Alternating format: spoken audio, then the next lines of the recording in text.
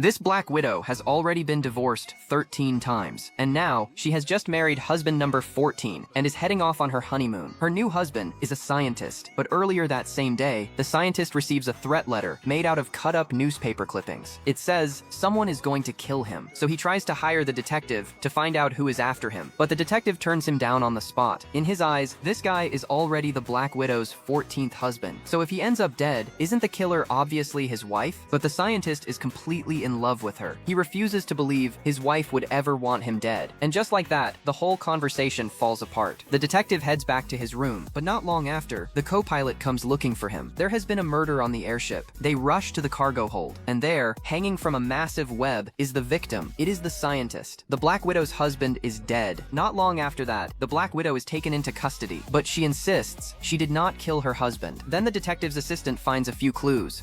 What ballet clues? I don't know, those cockroach footprints. That piece of a fly's wing. That suspicious hole burnt through the floor beneath the victim.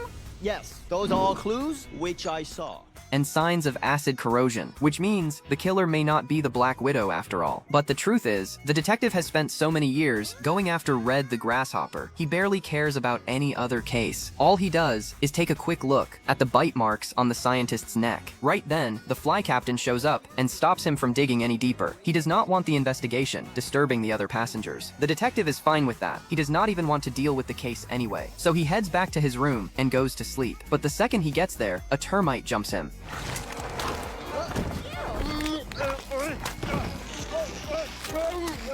Think, thinkity, think. Ow!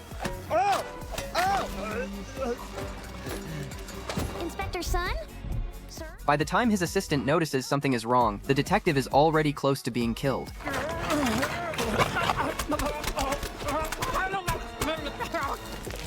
The assistant crashes through the web and pulls him out just in time. Now it is obvious. Someone does not want the detective getting involved in this case. And that is exactly what hooks him. Now he has to find out the truth. So the detective heads to the jail to question the Black Widow. But this Black Widow is so beautiful and seductive, even the detective gets completely distracted.